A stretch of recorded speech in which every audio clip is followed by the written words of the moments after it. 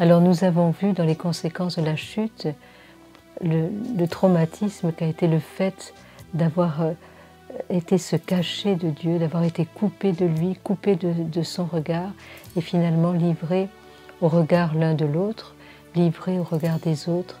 Et on peut comprendre combien de blessures vont s'originer dans ces regards, à la fois dans ces regards mauvais, dans ces regards blessés, dans ces regards blessants que l'on peut avoir reçus et à travers lesquels on va se faire une image de Dieu. C'est vrai que c'est la tentation de l'idolâtrie, c'est de transformer, la transformation de l'image de Dieu et de se créer des faux dieux parce que finalement on a perdu le contact avec le vrai Dieu.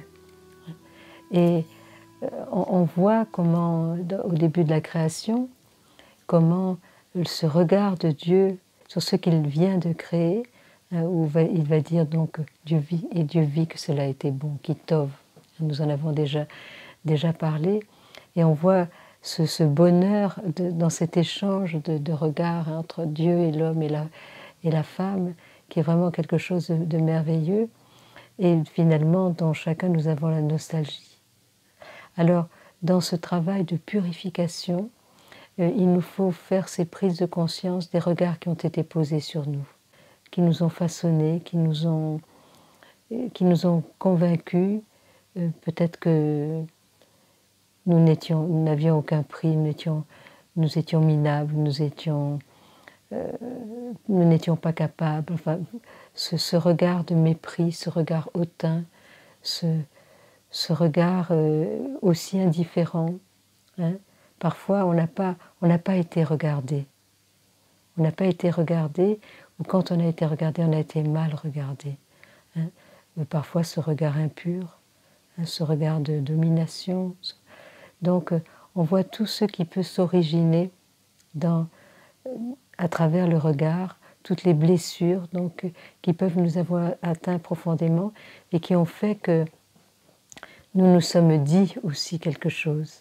C'est-à-dire ce que nous avons entendu, la manière dont nous avons été regardés, eh bien, va alimenter en nous les pensées. Et ça peut être des bonnes pensées, mais ça peut être aussi des mauvaises pensées, des pensées qui vont nous atteindre profondément et qui vont nous déterminer finalement aussi à faire des mauvais choix dans notre vie parce que nous n'avons pas le discernement des situations, des personnes, parce que nous ne nous connaissons pas nous-mêmes et que nous nous dépressions, nous nous dévaluons, nous n'avons aucune estime de nous à cause de ces regards qui ont été posés sur nous. Et là, cette prise de conscience va nous permettre aussi de faire des choix, de rentrer dans le regard de Dieu, de nous laisser regarder par le Père. Ça me fait penser à un chant que l'on chantait dans mon enfance, dans les paroisses. Laisse-toi regarder par le Christ, n'aie pas peur, laisse-toi regarder par le Christ, car il t'aime. Et c'est vrai que ce regard de Jésus, ce regard du Père, ce regard de Jésus, vont être un chemin de guérison. Comme ce regard de Jésus sur le jeune homme riche. Il est dit, il le regarda et il l'aima. Et c'est à travers ce regard que le jeune homme riche va se sentir rejoint dans les profondeurs de son être. Le regard de Jésus sur la femme adultère, où il ne va pas la regarder quand elle est accusée dans son péché. Il va détourner pudiquement le regard. Et quand il lève le regard vers elle, alors c'est pour lui dire « Où sont-ils ceux qui t'ont condamné ?» Et il lui dit « Va et ne pêche plus », c'est-à-dire il voit son devenir, il voit son avenir, il voit son futur, il réveille en elle sa capacité de faire le bien et de faire les bons choix dans sa vie.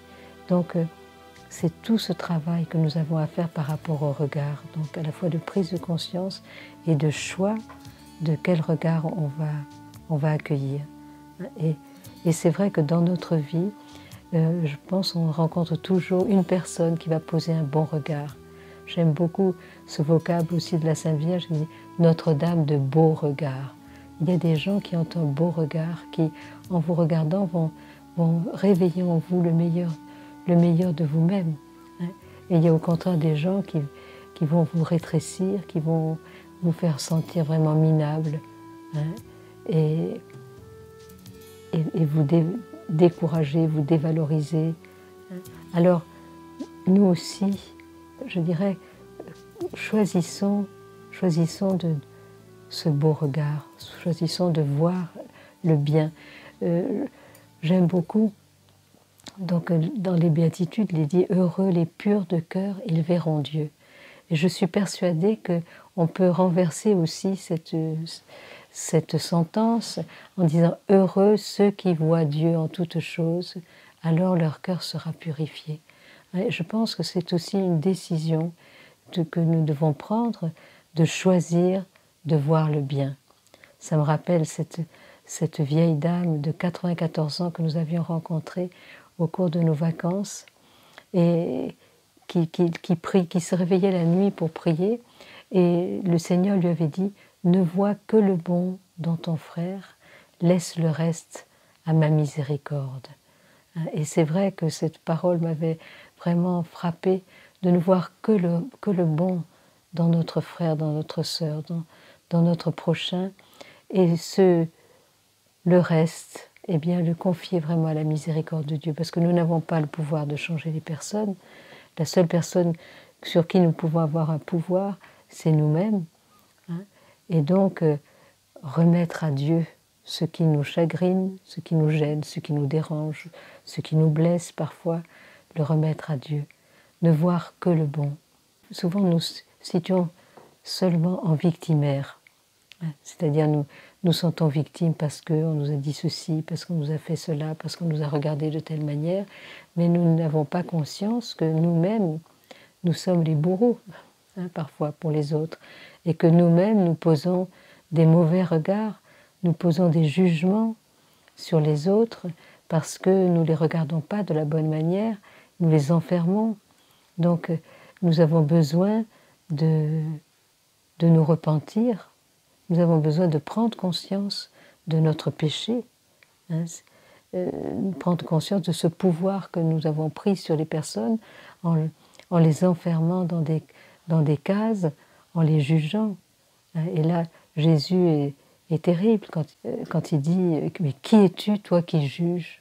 Qu'il reste debout ou qu'il tombe, cela regarde seulement son maître. Et d'ailleurs, Dieu a le pouvoir de lui donner la force de s'en sortir. Bon, je ne me rappelle plus précisément. C'est important pour nous de comprendre cette attitude intérieure que nous devons avoir par rapport au regard. Décider que nos regards seront vraiment des regards bienveillants. Hein, de poser le regard de Dieu comme la Sainte Vierge sur la petite Bernadette. Ce qui a les premières rencontres avec la Sainte Vierge, c'était sans parole. Hein, elle se regardait. Et la petite Bernadette, qui certainement avait été méprisée, n'avait jamais été regardée, elle dit « elle me regardait comme une personne ». À travers le regard de la Vierge, elle s'est sentie une personne, elle a senti sa dignité. Hein. Elle a compris qui elle était, c'était une expérience merveilleuse. Les paroles sont venues après, mais ce qui a commencé, ça a été le regard.